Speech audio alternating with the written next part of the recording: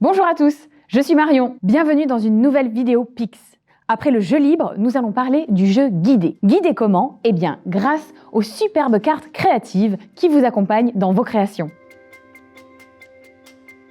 Alors qu'est-ce que c'est? Eh bien, ce sont des cartes avec 4 niveaux de difficulté proposant des modèles à reproduire. Animaux réels ou imaginaires, bâtiments, paysages, construction, personnages, moyens de transport, expression.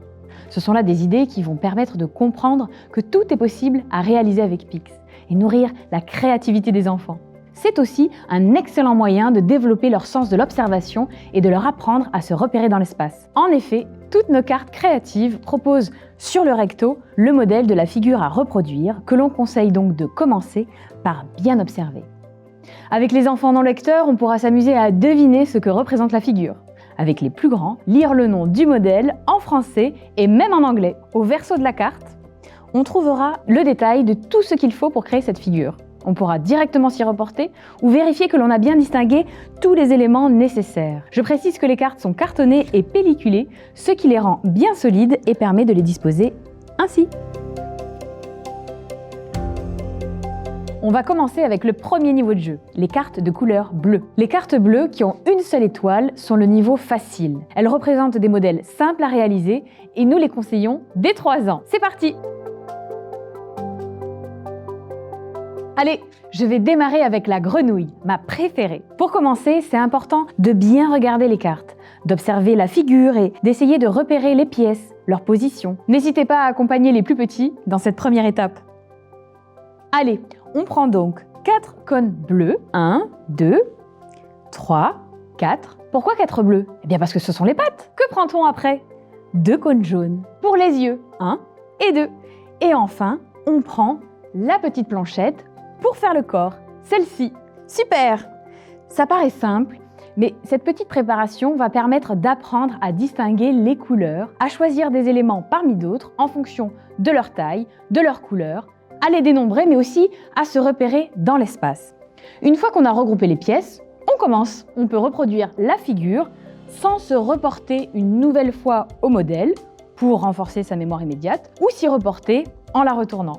Hop, 1, 2, 3, 4. On peut maintenant mettre le corps de notre petite grenouille.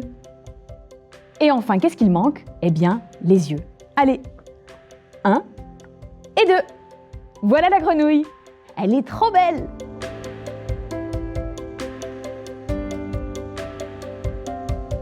Après cette petite grenouille, si on réalisait un long crocodile? Là aussi, on commence par observer la carte avec l'enfant. Un crocodile, de quoi c'est fait? 4 pattes, même si l'on n'en voit que 3. Ce seront les cônes jaunes. Pas très haut, parce qu'un crocodile, c'est court sur pattes. 2 yeux, on prendra pour ça 2 cônes rouges, mais aussi des écailles pointues tout le long de son dos.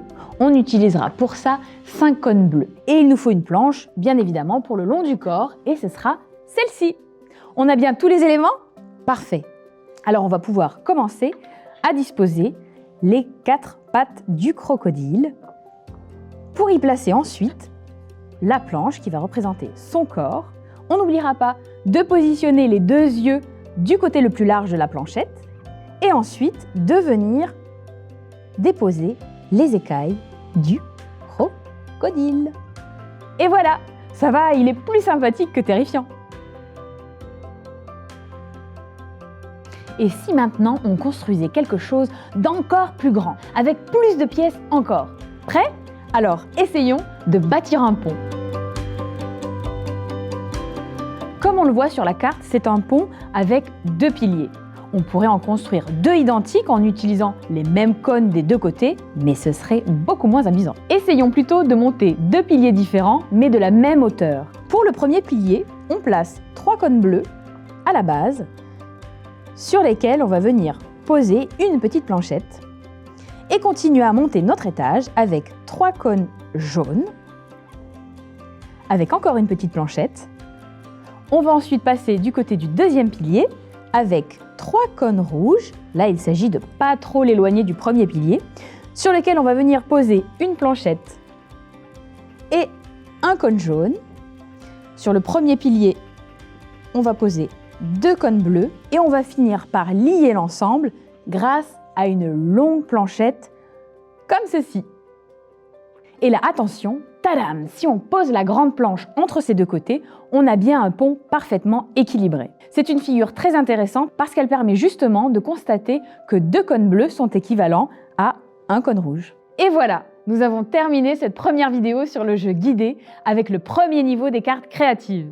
On espère que cette vidéo vous aidera à faire de magnifiques créations et vous donnera envie de réaliser de nouveaux défis. Justement, dans la prochaine vidéo, on vous présentera des figures de niveau 2, le niveau moyen avec les cartes jaunes. En attendant, amusez-vous, jouez, construisez et envoyez-nous ou postez vos créations avec le hashtag DéfiPix. Nous aurons plaisir à les découvrir et à les partager. À bientôt!